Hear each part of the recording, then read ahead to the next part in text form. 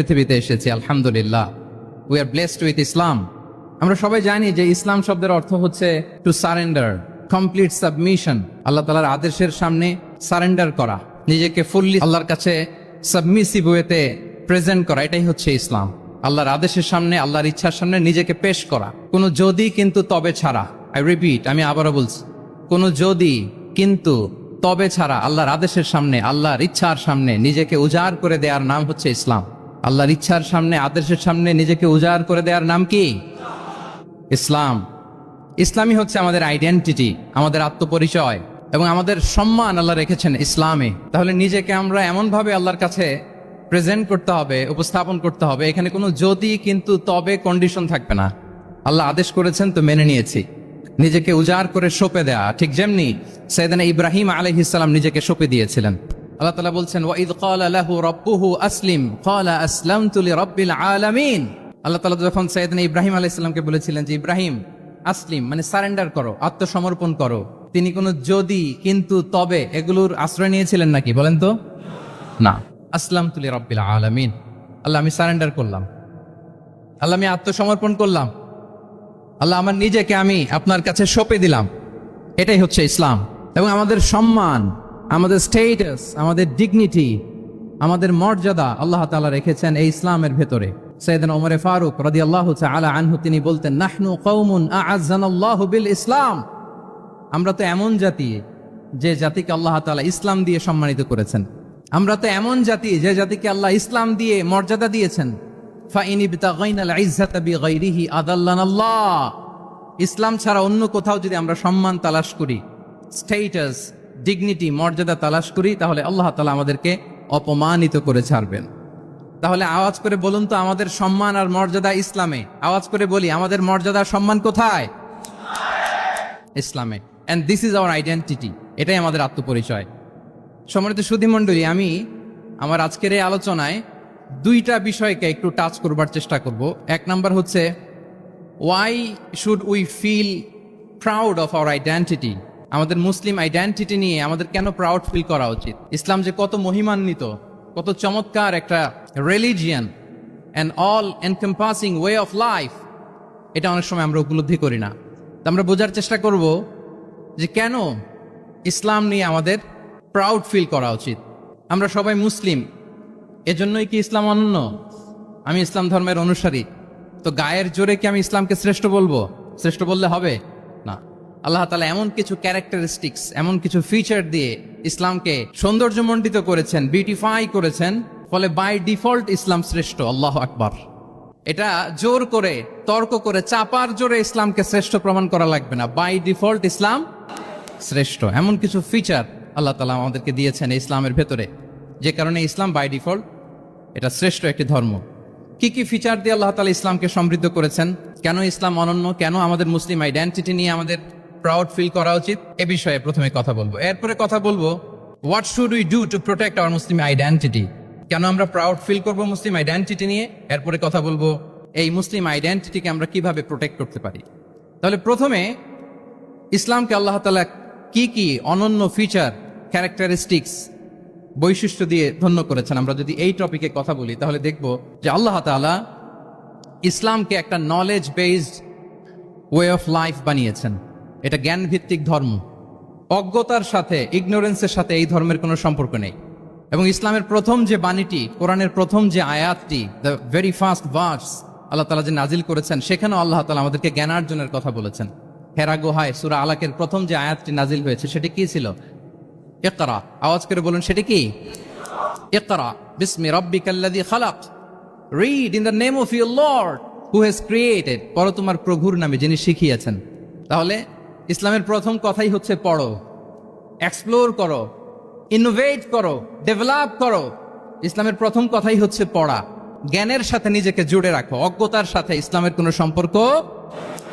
এবং জ্ঞানকে আল্লাহ রাসূল সাল্লাল্লাহু আলাইহি ওয়া আলিহি ওয়াসাল্লাম বিশ্বময় ছড়িয়ে দিতে বলেছেন। Knowledge has no boundaries.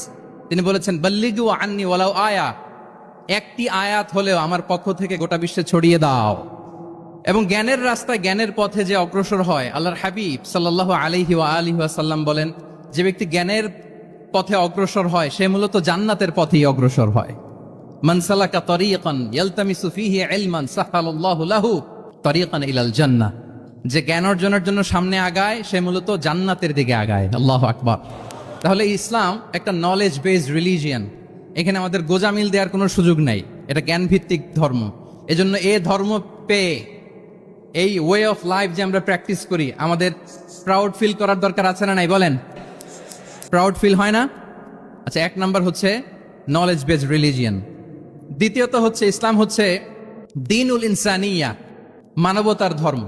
মানবতাকে ইসলাম অনেক গুরুত্ব দেয়। মানুষের সম্মান মর্যাদা সবচাইতে বেশি। ইসলাম মানুষকে বলে আশরাফুল মাখলুকাত। আল্লাহ তাআলা বলছেন ওয়ালাকাদ কাররামনা বানি আদম, I have dignified the status of the son of Adam. আদমের সব সন্তানদেরকে আমি মর্যাদা দিয়েছি।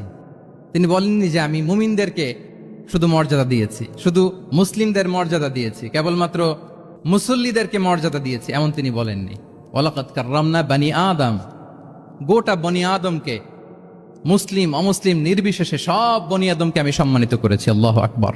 এভাবে ইসলাম মানবতার কথা বলে এবং মানুষের জন্য যে কাজ করে ইসলাম তাকে শ্রেষ্ঠ মানুষ বলেছে। খয়রুন নাস আনফাউহুম লিন-নাস, মানুষের মধ্যে শ্রেষ্ঠ সে মানুষ যে অন্যের কাজে লাগে, যে মানবতার উপকারে আসে, সে শ্রেষ্ঠ মানুষ। এভাবে ইসলাম মানবতার জয় গান গেয়েছে। আল্লাহ রাসূল সাল্লাল্লাহু আলাইহি ওয়া আলিহি ওয়াসাল্লামের সামনে দিয়ে একবার একটা লাশ যাচ্ছিল। তিনি সাহাবাদেরকে নিয়ে বসেছিলেন। হঠাৎ ওই লাশ দেখে রাসূল সাল্লাল্লাহু আলাইহি ওয়াসাল্লাম দাঁড়িয়ে গেলেন। সাহাবারা বললেন, ইয়া রাসূলুল্লাহ ইন্নাহু ইয়াহুদি, এটা ইহুদির লাশ। কার লাশ? জুইশ ইহুদির লাশ।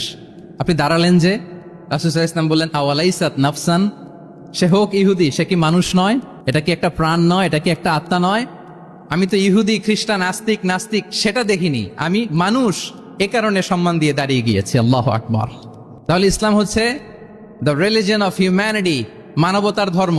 যারা আমাদেরকে মানবাধিকার শিখায়, যারা মানবতার কথা বলতে যায় আমাদের কাছে এসে, তাদের খুব ভালো করে এগুলো জেনে নেওয়া উচিত যে ১৫০০ বছর আগে ইসলাম যেভাবে মানবতাকে উচ্চে তুলে ধরেছে, মানুষের মর্যাদাকে সবচেয়ে উপরে তুলে ধরেছে, মানুষকে আশরাফুল মাখলুকাত বলেছে, নতুন করে মানবতা তাদের কাছ থেকে আমাদের শেখা লাগবে না। তাহলে এক নাম্বার হচ্ছে ইসলাম জ্ঞান ভিত্তিক ধর্ম। ২ নম্বরে বললাম ইসলাম হচ্ছে মানবতার ধর্ম। ৩ নম্বর হচ্ছে ইসলামে আল্লাহ তাআলা যে সমস্ত বিধিবিধান আমাদেরকে দিয়েছেন, ইসলামের যে রুলিংস গুলো আছে, এগুলো খুব ফ্লেক্সিবল, এগুলো অত্যন্ত লাইফ ওরিয়েন্টেড। ইসলামের বিধানগুলো সোসাইটি ওরিয়েন্টেড। মোটেও আপনার কাছে এটাকে অসম্ভব মনে হবে না, মানতে যে কঠিন লাগবে না, বুঝতে সহজ, মানতে সহজ, এরকম চমৎকার বিধিবিধান আল্লাহ তাআলা ইসলামের ভেতরে দিয়েছেন। তার মানে মানুষের সুবিধা অসুবিধাকে ইসলাম আমলে নেয়। আমাদের সাধ্যের বাইরে কোনো বিধান আল্লাহ তাআলা ইসলামে চাপিয়ে দেননি। লা ইউকাল্লিফুল্লাহু নাফসান ইল্লা উসআহা, সাধ্যের বাইরে আল্লাহ তাআলা কোনো বিধান আমাদের উপর চাপিয়ে দেন নাই। কোনো কিছু যদি আমাদের আউট অফ ক্যাপাসিটি হয়, এরকম কোনো বিধান আল্লাহ আমাদেরকে দেন নাই। বরং ইসলামের সবগুলো বিধান আপনার কাছে খুবই যুক্তি সুলভ লাগবে, খুবই স্বভাব সুলভ লাগবে, আপনার নেচারের সাথে, আপনার চাহিদার সাথে এটা খুব যায়, খুব স্যুট করে, এমন বিধান আল্লাহ তাআলা দিয়েছেন। আল্লাহ তাআলা বলছেন ওয়ামা জাআলা আলাইকুম ফিদ-দীনি মিন হারাজ, দিনের ভেতরে, ইসলামের ভেতরে আমি কোনো হারাজ রাখিনি, জটিলতা রাখিনি, কাঠিন্যতা রাখিনি, বরং সহজ করে ইসলামকে তোমাদের জন্য আমি দিয়েছি। অন্যত্র আল্লাহ তাআলা বলছেন ইউরিদুল্লাহু বিকুমুল ইউসরা ওয়ালা ইউরিদু বিকুমুল উসর, আল্লাহ তোমাদের জন্য সহজ চান, কঠিন চান না। আমরা অনেক সময় না বুঝে ইসলামকে খুব কঠিন করে প্রেজেন্ট করি, উপস্থাপন করি। ইসলাম আসলে এত কঠিন না, কিন্তু আমরা কঠিন করে ফেলি। কিন্তু আল্লাহ তাআলা সহজ করেছেন। কতটা সহজ? নামাজের মধ্যে দাঁড়িয়ে সালাত আদায় করা হচ্ছে ফরজ। দাঁড়িয়ে সালাত আদায় করা কি? আপনি দাঁড়াতে পারেন না, বসে পড়লেও কবুল করবে কে? আল্লাহ কবুল করবে। বসতে পারেন না, শুয়ে পড়লেও আল্লাহ কবুল করবেন। অজু করে নামাজ পড়া ফরজ, অজুর পানি নাই, তাই এমন করে নামাজ পড়লেও আল্লাহ কবুল করবেন। তাহলে বলেন তো ইসলাম পালন কি কঠিন না সহজ? আমরা মাঝে মাঝে খুব কঠিন করে উপস্থাপন করি। অনেক সময় আমাদের কাছে লিগ্যাল অপিনিয়ন চায়, ফতোয়া জানতে চায়, আমরা এত কঠিন ভাবে অনেক সময় রেসপন্স করি, যিনি জিজ্ঞেস করেছেন তার মানতে বড্ড কষ্ট হয়। কিন্তু ব্যাপারটা ছিল এমন চমৎকার করে আমাদের প্রেজেন্টেশনের দরকার ছিল যে তার কাছে খুব সহজ মনে হবে এটা। কারণ যে সমস্ত বিধিবিধান আল্লাহ তাআলা আমাদেরকে দিয়েছেন ইসলামে, এগুলো মানাটা আমাদের জন্য সহজ, ফ্লেক্সিবল। ইসলামের একটা বিধান হচ্ছে আত-তাইসির, ফ্লেক্সিবিলিটি। মানুষের সুবিধা অসুবিধা এটা ইসলাম আমলে নেয়। কতটা আমলে নেয়, ছোট্ট একটা উদাহরণ দিলে আমরা বুঝতে পারবো। রাসূল সাল্লাল্লাহু আলাইহি ওয়াসাল্লাম সাহাবাদেরকে নিয়ে একবার বসা, হঠাৎ করে এক সাহাবী এসে বললেন ইয়া রাসূলুল্লাহ হালাকতু ইয়া রাসূলুল্লাহ, হে আল্লাহর রাসূল আমি তো শেষ। রাসূল সাল্লাল্লাহু আলাইহি ওয়াসাল্লাম বলেন তুমি শেষ, তোমার আবার কি হলো? তো সাহাবী বলেন ওয়াকাআতু আলা ইমরাআতি ফি রমাদান, আমি রমজান মাসে দিনের বেলায় আমার স্ত্রীর সাথে ফিজিক্যাল ইন্টিমেসিতে চলে গেছে, ভুল করে ফেলছি। আমরা জানি যে রমাদানে আমরা কিছু কাজ করতে পারি না।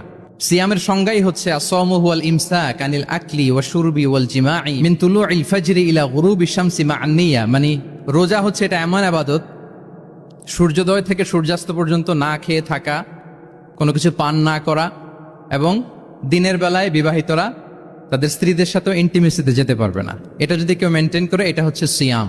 তো এই সাহাবী বলে ইয়া রাসূলুল্লাহ আমি তো শেষ, আমি তো দিনের বেলা ভুল করে ফেলছি, আমি তো আমার স্ত্রীর সাথে মেলামেশা করে ফেলছি, এখন কি করব? তো এটার আবার একটা বড় পেনাল্টি আছে, আপনারা যারা জানেন যে ইচ্ছাকৃত রোজা ভাঙলে কাজাও করতে হয়, কাফারাও দিতে হয়। কাজা মানে একটা রোজার জন্য একটা রোজা, আর কাফারা মানে হচ্ছে আরো 60টা রোজা রাখতে হবে। কয়েকটা জিনিস আছে, বেসিক্যালি 3টা। তো রাসূল সাল্লাল্লাহু আলাইহি ওয়াসাল্লাম তাকে বললো যে তোমার তো পেনাল্টি হয়েছে, তুমি তো বড় ভুল করে ফেলছো, তো তোমার কাছে কি এরকম কোনো দাস আছে যেটাকে তুমি আজাদ করে দিতে পারবা, মুক্ত করে দিতে পারবা, তাহলে পেনাল্টি আদায় হয়ে গেল। সে বলে ইয়া রাসূলুল্লাহ না, আমার তো এত সক্ষমতা নাই, আমার কাছে তো কোনো দাস নাই। আচ্ছা দাস নাই, তো রাসূল সাল্লাল্লাহু আলাইহি ওয়াসাল্লাম বললেন তাইলে তুমি টানা 2 মাস রোজা রাখতে হবে, তাইলেও পেনাল্টি হয়ে যাবে, আদায় হয়ে যাবে, পারবা? সে বলে ইয়া রাসূলুল্লাহ 2 মাস রোজা রাখা তো এটা কঠিন হয়ে যায়, ইটস নট এ জোক, টানা 60 দিন কি করে রোজা রাখ? তো রাসূল সাল্লাল্লাহু আলাইহি ওয়াসাল্লাম বললেন এটাও পারবে না, তাহলে 60 জন মিসকিনকে খাবার খাইয়ে দিতে হবে এজ এ পেনাল্টি। এটা বড় অন্যায় করে ফেলছো, 60 জন মিসকিনকে খাবার খাওয়াবে, এটা পারবা? সে বলে ইয়া রাসূলুল্লাহ এটাও পারবো না। তাহলে কয়টা অপশন দিয়েছিলেন রাসূল সাল্লাল্লাহু আলাইহি ওয়াসাল্লাম? আওয়াজ করে বলেন তো কয়টা? একটাও উনি পারবে না। দাসও আজাদ করতে পারবে না, 2 মাস রোজাও রাখতে পারবে না, 60 জনকে খাওয়াতেও পারবে না। তো রাসূল সাল্লাল্লাহু আলাইহি ওয়াসাল্লাম বলেন কিছুই যখন পারবে না, কি আর করা, যাও একটু অপেক্ষা করো, দেখি কি করা যায় তোমাকে নিয়ে। তো রাসূল সাল্লাল্লাহু আলাইহি ওয়াসাল্লাম অন্যান্যদের প্রশ্নের উত্তর দিচ্ছিলেন, সময় যাচ্ছে হঠাৎ করে রাসূল সাল্লাল্লাহু আলাইহি ওয়াসাল্লামের দরবারে এক ঝুড়ি সাদাকার খেজুর আসলো, এক ঝুড়ি। তো সাদাকার এক ঝুড়ি খেজুর দেখে রাসূল সাল্লাল্লাহু আলাইহি ওয়াসাল্লাম বললেন ওই ব্যক্তিকে ডাকো যার কিছু নাই, কিছুই করতে পারবে না। ডেকে আনা হলো। রাসূল সাল্লাল্লাহু আলাইহি ওয়াসাল্লাম বললেন যাও, তুমি তো কিছুই করতে পারবে না, এই এক ঝুড়ি চ্যারিটির খেজুর, সাদাকার খেজুর তুমি গরিবদের মাঝে বিতরণ করে দাও, তাসাদ্দাক বিহা, এটা বিতরণ করে দাও, তাইলে আশা করি আল্লাহ তোমাকে মাফ করবে। তো এই সাহাবী বলে ইয়া রাসূলুল্লাহ আলা আফকারা মিন্না ইয়া রাসূলুল্লাহ, আমার চেয়েও গরিব কাউকে খুঁজে বের করে দান করতে হবে? তো রাসূল সাল্লাল্লাহু আলাইহি ওয়াসাল্লাম বললেন হ্যাঁ, গরিবকেই তো দিতে হবে। তো উনি বললেন যে রাসূলুল্লাহ পুরো মদিনার তল্লাটে আমার চাইতে গরিব কেউ আর নাই, আমি সব চাইতে গরিব।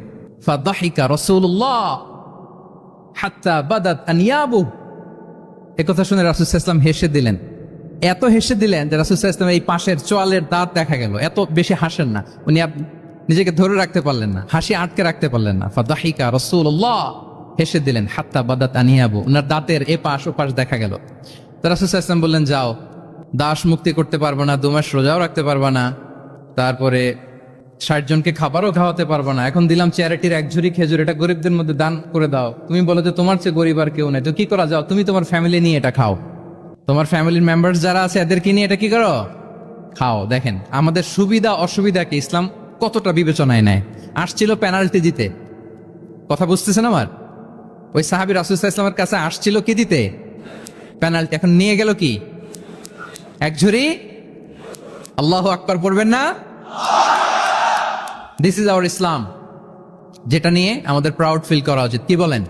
আমাদের যে ধর্ম জ্ঞানের কথা বলে, আমাদের যে ধর্ম মানবতার কথা বলে, আমাদের যে ধর্ম এমন বিধান দেয় যেটা মানতে পালন করতে আমাদের কষ্ট হয় না, বরং আমাদের সুবিধা অসুবিধা বিবেচনায় নেয়, সে ধর্ম নিয়ে, সে ইসলাম নিয়ে আমাদের প্রাউড ফিল করা উচিত কিনা বলেন? শুনি নাই আমি, ইয়েস অর নো? আচ্ছা গেল ফ্লেক্সিবিলিটি। আচ্ছা, অন্যের অধিকারের ব্যাপারে সচেষ্ট থাকতে বলে ইসলাম। সুবহানাল্লাহ। আল মুসলিমু মান সালিম আল মুসলিমুনা মিন বিলিসানিহি ওয়া ইয়াদিহি, মুসলিম তো সে যার হাত থেকে, যার হাতের অনিষ্ট, মুখের অনিষ্ট থেকে তার আশেপাশের ভাইয়েরা নিরাপদে থাকে, সে হচ্ছে মুসলিম। তার মানে আপনার হাত দিয়ে, আপনার কথা দিয়ে, আপনার কাজ দিয়ে আপনি আশেপাশের কাউকে যদি কষ্ট দেন, আপনি মুসলিম হতে পারবেন? আপনি আশেপাশের কাউকে কষ্ট দিতে পারবেন না। আপনার নেইবরকে যদি আপনি কষ্ট দেন, আপনি মুসলিম হতে পারবেন না। আপনি অন্যের প্রাইভেসিতে যদি ইন্টারফেয়ার করেন, কারো প্রাইভেসি যদি ভায়োলেট করেন, আপনি ভালো মুসলিম হতে পারবেন? কারো পার্সোনাল স্পেসে যদি আপনি নাক গলান, আপনি যদি ইন্টারফেয়ার করেন, তাহলে আপনি ভালো মুসলিম হতে পারবেন না। অন্যের অধিকারের ব্যাপারে ইসলাম আমাদেরকে সচেষ্ট থাকতে বলে। ইসলাম বলে ওয়ালা তাজাসসু, খবরদার খবরদার, গোয়েন্দাগিরি করো না, কারো পার্সোনাল স্পেসে নাক ঢুকিও না। যেটা তোমার ইস্যু না, যেটা তোমার বিজনেস না, ওখানে তুমি কভু যাবে না। কিন্তু আমরা এগুলো ভায়োলেট করি, দেদারসে, কি বলেন, করি না? অন্যের কোনো বিষয়ে আমাদের আগ্রহ থাকে বেশি, এরকম এরকম থাকে না? এনএসইউতে আলহামদুলিল্লাহ এরকম কেউ নাই, আছে এরকম? কারো পার্সোনাল বিষয়ে আমাদের কোনো ইন্টারেস্ট আছে? আছে না নাই? হাফ হাফ হয়ে গেছে, দেখছেন? আচ্ছা, অন্যের পার্সোনাল বিষয় জানতে খুব মন চায় কার কার, দেখি হাত তুলে ফেলছে কয়েকজন। আল্লাহ হেদায়েত দেখ আমাদেরকে। আচ্ছা, অন্যের পার্সোনাল বিষয়ে নাক গলাই না, এরকম কারা কারা, দেখি। মাশাআল্লাহ মাশাআল্লাহ মাশাআল্লাহ, ঠিক আছে, হাত নামান, ঠিক আছে। এবার দুইবারের একবারও যারা হাত তোলেন নাই তারা হাত তোলেন। আপনারা কি করেন? আচ্ছা, তাহলে অন্যের পার্সোনাল ইস্যুতে আমরা আজকে থেকে নাক গলাবো, আমরা ভুল করে ফেলি। ইনশাল্লাহ আমরা এমনটা করব না। আমরা অনেক সময় খুঁচিয়ে খুঁচিয়ে তার পার্সোনাল বিষয় জানতে চাই। বিশেষ করে নিঃসন্তান দম্পতি পেলে আমি দেখেছি খুঁটিয়ে খুঁটিয়ে তাকে প্রশ্ন করে যে ভাই কি সমস্যা, বেবি নিচ্ছেন না কেন, কার সমস্যা, আপনার সমস্যা না ভাবির সমস্যা, আর বেটা তোর কি সমস্যা সেটা বল। একজন নিঃসন্তান দম্পতি কি পরীক্ষার মধ্য দিয়ে যায় আমাদের কোনো আইডিয়া আছে? তার এই পরীক্ষার মধ্যে যদি আমরা কাটা ঘায়ে নুনের ছিটা যদি দেই, তাহলে তার কেমন লাগবে বলেন তো? আছে তো সে পরীক্ষার মধ্যে, খুঁটিয়ে খুঁটিয়ে আমরা তাকে বিব্রত করার চেষ্টা করি। আল্লাহ আমাদেরকে হেফাজত করুন। এগুলো আমরা করব না ইনশাআল্লাহ, বলেন। তাহলে দেখেন, যে ইসলাম আমাদেরকে ইনস্ট্রাক্ট করে, খবরদার কারো পার্সোনাল স্পেসে নাক গলাবা না। হ্যাঁ, প্রত্যেকের একটা প্রাইভেট স্পেস আছে, কেউ এখানে ইন্টারফেয়ার করতে পারবে। ইসলাম আমাদেরকে অন্যের রাইটস এর ব্যাপারে সচেতন থাকতে বলে। ইসলাম আমাদেরকে কমিউনাল হারমোনির কথা বলে, সাম্প্রদায়িক সম্প্রীতি। আমরা মুসলিম, এদেশে আমরা মুসলিম সংখ্যাগরিষ্ঠ, কিন্তু আমাদের হিন্দু ভাইয়েরা আছে, বৌদ্ধরা আছে, তাদের সাথে মিলেমিশে থাকার কথা বলে। এবং রাসূল সাল্লাল্লাহু আলাইহি ওয়াসাল্লাম তো মদিনাতে যে তাই করেছেন, মদিনা চার্টার করেছেন। জুইশরা ছিল, পেগানরা ছিল, মুসলিমরা ছিল, সবাইকে নিয়ে তিনি মদিনা চার্টার করেছেন। পরবর্তীতে তারা বিট্রে করার কারণে, ট্রেচারের কারণে এই মদিনা চার্টার ভঙ্গ হয়েছে, কিন্তু রাসূল সাল্লাল্লাহু আলাইহি ওয়াসাল্লামের পক্ষ থেকে কোনো না ছিল না।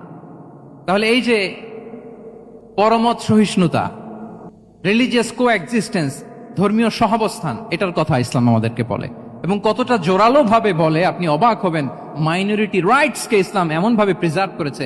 আল্লাহ রাসূল সাল্লাল্লাহু আলাইহি ওয়াসাল্লাম বলেন, কোন হিন্দু, কোন মাইনরিটি, কোন সংখ্যালঘু, শব্দটা যদি আমাদের পছন্দের না, বোঝানোর জন্য বলছি, কোন অমুসলিম যদি মুসলিমদের পাশে থাকে এবং কোন মুসলিম যদি তার রাইটকে ভায়োলেট করে, যেমন আপনি মুসলিম, আপনার নেইবার হচ্ছে হিন্দু, আপনি যদি তার হক নষ্ট করেন, জোর করে তার জমি দখল করেন, তাকে তার প্রাপ্য থেকে বঞ্চিত করেন, রাসূল সাল্লাল্লাহু আলাইহি ওয়াসাল্লাম বলেন কিয়ামতের দিন আমি ওই হিন্দুর পক্ষে মুসলিমের বিপক্ষে বাদী হয়ে দাঁড়াবো। আল্লাহু আকবার। রাসূল সাল্লাল্লাহু আলাইহি ওয়াসাল্লাম ওই হিন্দুর পক্ষে, আমি রাসূল সাল্লাল্লাহু আলাইহি ওয়াসাল্লামের উম্মত, আমার বিপক্ষে দাঁড়াবেন। আল্লাহু আকবার। What a marvellous statement. আল্লাহু আকবার। সংখ্যালঘুদের উপর যদি কেউ কোন মুসলিম অত্যাচার করে, রাসূল সাল্লাল্লাহু আলাইহি ওয়াসাল্লাম বলেন তুমি আমার উম্মত হতে পারো, কিন্তু তোমার পক্ষে না, আমি ওই মাজলুমের পক্ষে কিয়ামতের দিন দাঁড়াবো। দিস ইজ ইসলাম। ইসলাম আমাদেরকে অন্য যে ফেইথ আছে, Islam teaches us to respect other faith. অন্যান্য যে ফেইথ গুলো আছে এগুলোর প্রতি শ্রদ্ধা দেখাতে বলে, সম্মান দেখাতে বলে। আল্লাহ তাআলা বলছেন ওয়ালা তাসুবুল্লাযীনা ইয়াদউনা মিন দুনিল্লাহি ফায়াসুবুল্লাহা আদওয়ান বিগাইরি ইলম। ওহে বিশ্বাসীরা, আল্লাহকে ছাড়া তারা যাদেরকে ডাকে, যাদের উপাসনা করে, ওই সমস্ত দেব দেবীকে তোমরা গালি দিও না। ফলে রাগান্বিত হয়ে অজ্ঞতাবশত তারা আল্লাহকে গালি দিবে। কথা বুঝতে পেরেছেন? ওরা নানা কিছুর উপাসনা করে, কিন্তু আমরা কি যেসব জিনিসের তারা উপাসনা করে তাদেরকে গালি দিতে পারবো বলেন? আল্লাহ স্পষ্ট করে বলেছেন খবরদার তাদের দেবতাদের গালি দিও না, তাহলে ওরা আল্লাহকে গালি দিবে। তাহলে কেমন যেন আল্লাহকে গালি খাওয়ানোর কারণ হলাম কে? আমি। কেউ যদি অন্য ধর্মকে ছোট করে, সে মূলত ইসলামকে ছোট করে। আই রিপিট, আমি আবারও বলছি, যে অন্য ধর্মকে ছোট করে সে ইসলামকে ছোট করে। তাহলে অন্যান্য যে ফেইথ আছে এগুলোর ব্যাপারে আমাদেরকে শ্রদ্ধাশীল থাকতে বলেছে ইসলাম। সর্বশেষ ব্যালেন্সড অ্যাপ্রোচের কথা ইসলাম আমাদেরকে বলেছে। আমরা যেন ভারসাম্যপূর্ণ জীবন আচরণে বিশ্বাসী হই, আমাদের কথায়, আমাদের কাজে, আমাদের বিশ্বাসে, আমাদের আচরণে। দাওয়াতি কাজ করার ক্ষেত্রে, ইসলামকে বোঝার ক্ষেত্রে, ইসলামকে বোঝানোর ক্ষেত্রে আমাদেরকে ব্যালেন্সড অ্যাপ্রোচে বিশ্বাসী হতে হবে, ভারসাম্যপূর্ণ আচরণ করতে হবে, যেটাকে আরবিতে বলে আল ওয়াসাতিয়া। সম্মানিত সুধী মণ্ডলী, ওয়াকাযালিকা জাআলনাকুম উম্মাতান ওয়াসাতা লিতাকুনু শুহাদা আলান নাস ওয়া ইয়াকুনা আর-রাসূলু আলাইকুম শাহীদা। আমরা হচ্ছি মধ্যমপন্থী জাতি। ইসলাম আমাদেরকে বাড়াবাড়িও শেখায় না, ছাড়াছাড়িও শেখায় না, বরং মাঝামাঝি থাকতে বলে। আলহামদুলিল্লাহ বলেন। আমরা শিথিলপন্থীও নই, আমরা কট্টরপন্থীও নই, বরং আমরা মধ্যমপন্থী। আমরা কোন পন্থী বলেন তো? আওয়াজ করে, আমরা কোন পন্থী? আমরা মধ্যমপন্থী। তাহলে ইসলাম বোঝার ক্ষেত্রে, বোঝানোর ক্ষেত্রে, ইসলাম পালন করার ক্ষেত্রে, অনুশীলন করার ক্ষেত্রে আমাদেরকে মধ্যম পন্থা অবলম্বন করতে হবে। বাড়াবাড়িও করা যাবে না, ছাড়াছাড়িও করা যাবে। আমরা শিথিলপন্থীও নই, কট্টরপন্থীও নই, আমরা হচ্ছে মধ্যমপন্থী।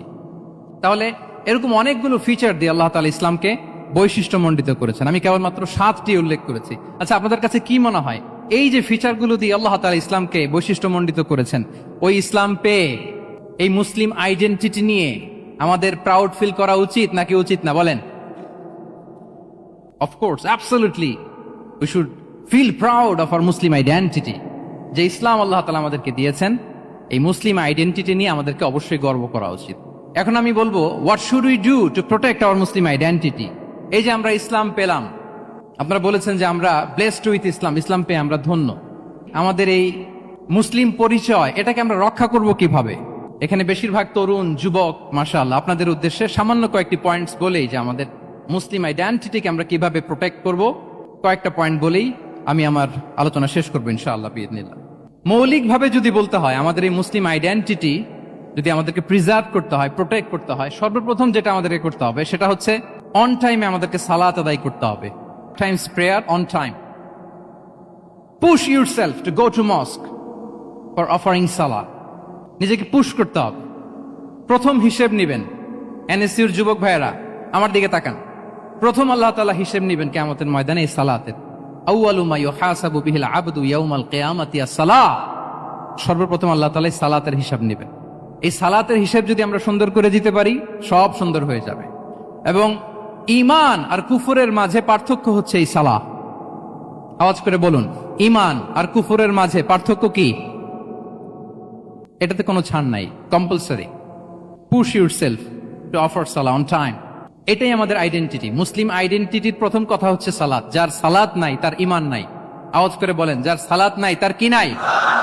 আমাদের অনেক তরুণরা মুসলিম উম্মার মুক্তি কিভাবে হবে এটা নিয়ে খুব পেরেশান, কিন্তু সালাতের ব্যাপারে উদাসীন।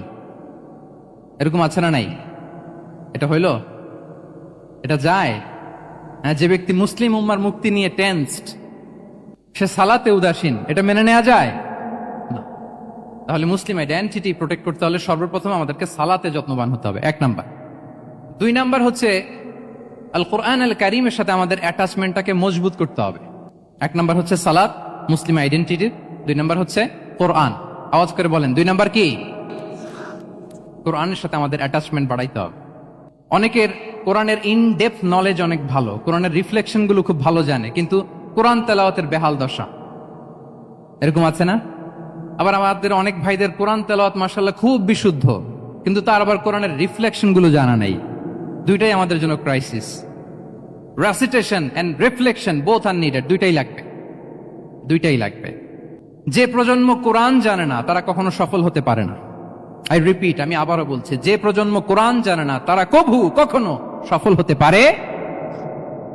তাহলে আমাদের মুসলিম আইডেন্টিটিকে যদি প্রিজার্ভ করতে হয়, প্রোটেক্ট করতে হয়, প্রথমে আমাদেরকে সালাতের ব্যাপারে সোচ্চার হইতে হবে, সচেতন হইতে হবে। 2 নম্বরে কোরআনের সাথে আমাদেরকে অ্যাটাচমেন্ট বাড়াইতে হবে। কোরআন যেমনি বিশুদ্ধভাবে আমার আবৃত্তি করতে, তেলাওয়াত করতে জানতে হবে, আবার কোরআনের রিফ্লেকশন গুলো, কোরআনের শিক্ষাগুলো আমাদেরকে জানতে হবে। 2টো গেল। 3 নম্বর হচ্ছে হালাল হারাম কনসার্ন।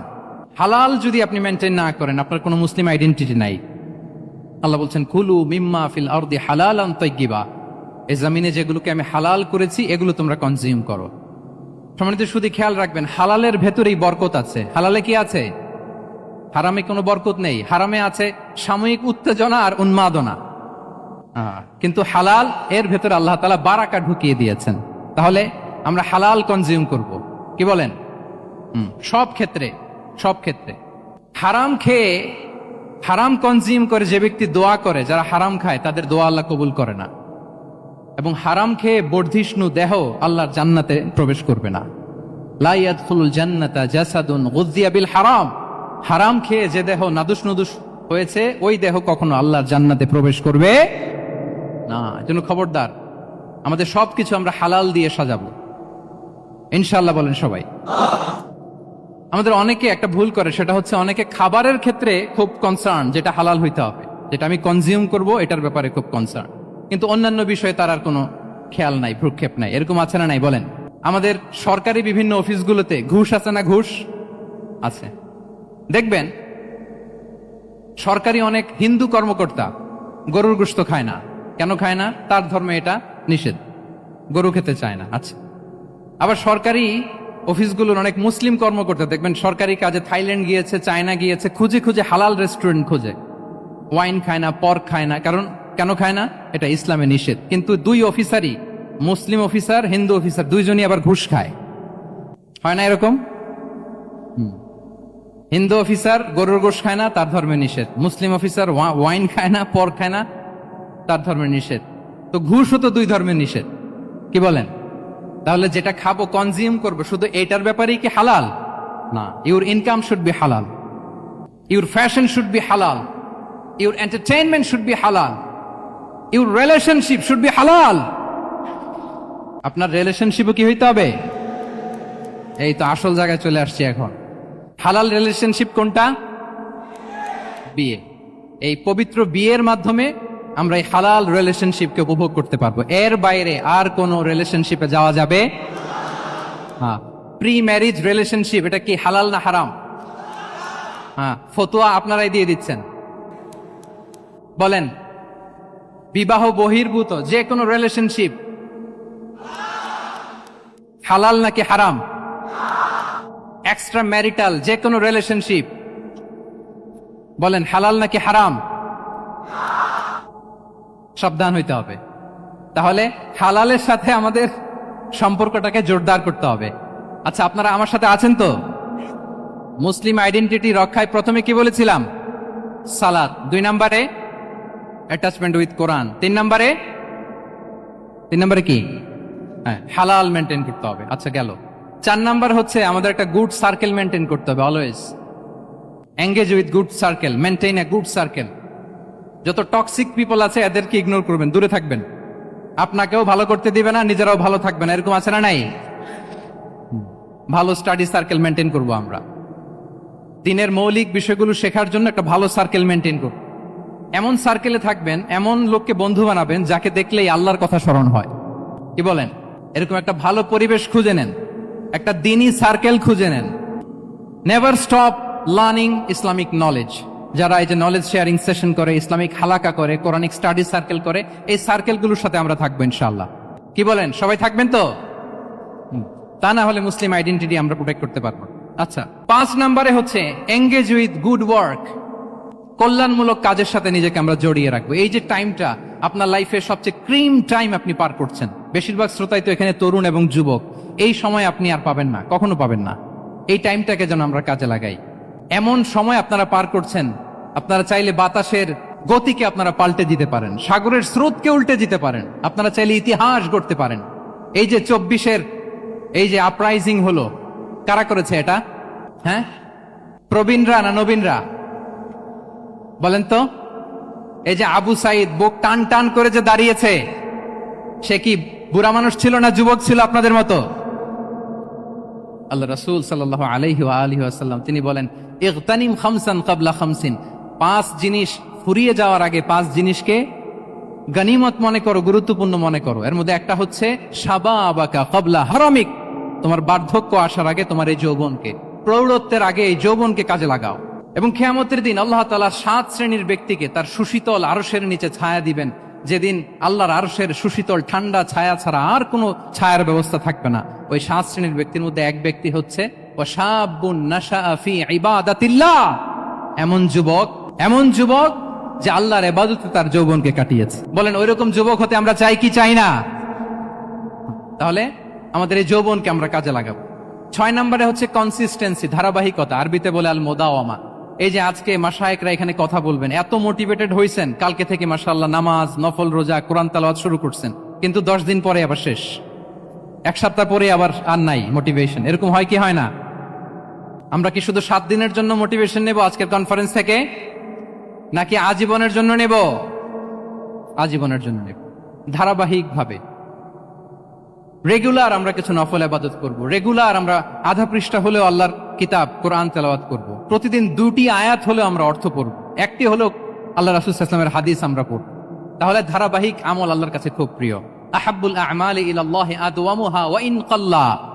রাসূল সাল্লাল্লাহু আলাইহি ওয়াসাল্লাম বলেন আল্লাহর কাছে সবচাইতে প্রিয় আমল ওইটা যেটা আমার বান্দা নিয়মিত করে, ধারাবাহিকভাবে করে, যদিও পরিমাণে ওইটা অল্প, যদিও পরিমাণে সেটা কি অল্প। তাহলে এই মোটিভেশনকে আমরা কন্টিনিউ করব ইনশাআল্লাহ। বলেন সবাই। সব শেষে খুবই গুরুত্বপূর্ণ হাম্বলনেস, বিনয় থাকতে হবে আমাদের, ডাউন টু আর্থ হইতে হবে। আমাদের মুসলিম আইডেন্টিটির সাথে অ্যারোগেন্সের কোনো সম্পর্ক নাই। ওমা তাওয়াদা আহাদুন লিল্লাহি ইল্লা রাফাআহুল্লাহ। রাসূল সাল্লাল্লাহু আলাইহি ওয়াসাল্লাম বলেন যে আল্লাহর জন্য বিনয়ী হয়, নিচু হয়, আল্লাহ তাকে সম্মানিত করেন। বলেন আমরা সম্মানিত হতে চাই কি চাই না? রাসূল সাল্লাল্লাহু আলাইহি ওয়াসাল্লাম দোয়া করতেন, আল্লাহুম্মা জাআলনি সাবুরা ওয়া জাআলনি শাকুরা ওয়া জাআলনি ফি আইনি সাগীরা ওয়া ফি আয়ুনিন নাসি কাবীরা। হে আল্লাহ আপনি আমাকে শুকরগুজার বান্দা বানান, হে আল্লাহ আপনি আমাকে ধৈর্যশীল বান্দা বানান, হে আল্লাহ আপনি আমাকে আমার নিজের চোখে আমাকে ছোট বানান, মানুষের চোখে আপনি আমাকে বড় বানান। রাসূল সাল্লাল্লাহু আলাইহি ওয়াসাল্লাম নিজ চোখে ছোট থাকতে চেয়েছেন, ফলে গোটা বিশ্বের চোখে রাসূল সাল্লাল্লাহু আলাইহি ওয়াসাল্লামকে বড় মহামানব বানিয়েছেন কে? এখন আপনি নিজের চোখেই যদি বলেন যে আমি অনেক বড়, তাহলে হবে না। এই হাম্বলনেসটা আমাদের থাকতে হবে। সম্মানিত ভাইয়েরা, আমাদের অনেক তরুণদেরকে আমি দেখি যে নতুন দিনে ফিরেছে, নতুন তার মধ্যে উপলব্ধি আসছে, রিয়েলাইজেশন আসছে যে আগে রং ট্র্যাকে ছিলাম, এখন রাইট ট্র্যাকে আসতে চাই, ইসলামকে অনুশীলন করতে চাই। আলহামদুলিল্লাহ, খুব ভালো। তো তার যখন রিয়েলাইজেশন আসছে, সে কিছু পড়াশোনা শুরু করে দেয়, কিছু পড়াশোনা করে, কিছু স্কলারসদের লেকচার শুনে। তো অনেক তরুণের মধ্যে এই সমস্যাটা একটা কমন ফেনোমেনা, যে একটু পড়াশোনা করে, একটু কিছু স্কলারসদের লেকচার শুনেই ও মনে করে যে আমি সব জেনে গেছি। কি মনে করে? আমি সব জেনে গেছি। এরপরে এখানেই ক্ষান্ত হয় না, এরপরে সে ভুল ধরতে আরম্ভ করে স্কলারসদের। সে বলে যে উনি এই ভুল করছে, উনি এই ভুল করছে, উনি ভ্রান্ত, উনি বাতিল। এরকম একটা কমন ফেনোমেনা আমাদের মধ্যে আছে না নাই? বলেন না, অ্যাবসলিউটলি রং। শিক্ষানবিশ যারা, তারা এটা করবে না। কিছুই শিখেননি আপনি, কিছুই জানেননি, এখনো অনেক দূর যেতে হবে আপনাকে। কোনো বিষয়ে কমেন্টস করতে গেলে, কোনো ইস্যু নিয়ে আপনাকে মন্তব্য করতে গেলে আপনাকে অগাধ পাণ্ডিত্য অর্জন করতে হবে, তারপরে আপনি সে বিষয়ে কথা বলতে পারবেন। তাহলে এই জাতীয় অ্যাটিটিউড যেন কখনো, এগুলো শয়তান করে, এই অ্যাটিটিউড যদি আমার মধ্যে ঢুকে, আপনি হয়তো ইসলাম থেকেও দূরে সরে যাবেন। আল্লাহ এই ধরনের অ্যাটিটিউড থেকে আমাদেরকে হেফাজত করুক, আমরা পড়ি আমিন। তাহলে সম্মানিত সুধী, being proud of our Muslim identity, এই টপিক নিয়ে আমি 2টা বিষয়ে কথা বলেছি, যে আমরা কিভাবে আমাদের এই মুসলিম আইডেন্টিটিকে প্রিজার্ভ করব, প্রোটেক্ট করব, আর কেন আমাদের এই মুসলিম আইডেন্টিটি নিয়ে গর্ববোধ করা উচিত। সম্মানিত সুধী মণ্ডলী, ইসলাম হচ্ছে আমাদের কোর আইডেন্টিটি, এবং ওমর ফারুক রাদিয়াল্লাহু তাআলা আনহু বলেছেন, এখানে ইসলামই আমার সম্মান, ইসলামই আমার ইজ্জত। ইসলামের বাইরে যেয়ে যদি আমরা ইজ্জত খুঁজতে চাই, আমাদেরকে আল্লাহ তাআলা অপমানিত করবেন। তাহলে আমরা বোল্ডলি যেন এটা বলি যে আমি মুসলিম। আল্লাহ তাআলা বলছেন, ওমান আহসানু কাওলাম মিম্মান দাআ ইলাল্লাহি ওয়া আমিলা সালিহাও ওয়া ক্বালা ইন্নানি মিনাল মুসলিমিন।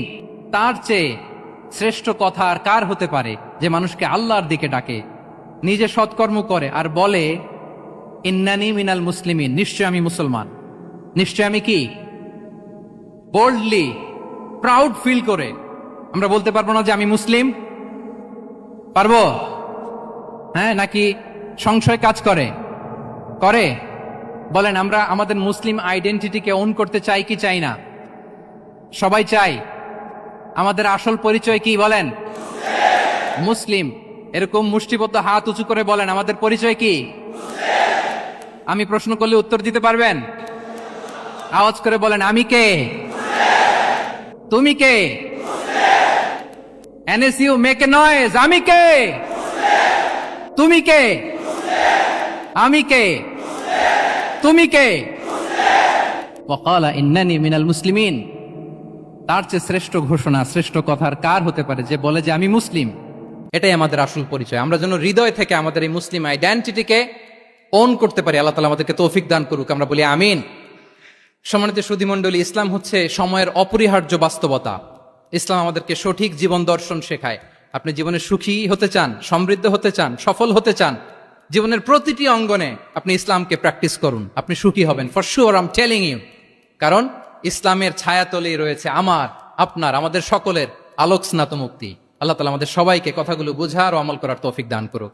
আমি আবারও এনএসইউ কর্তৃপক্ষকে অন্তরের অন্তঃস্থল থেকে এরকম চমৎকার একটি কোরআনিক কনফারেন্স এবং সির এক্সিবিশনের আয়োজনের জন্য ধন্যবাদ জানাই, যারা দীর্ঘ সময় জুড়ে আমার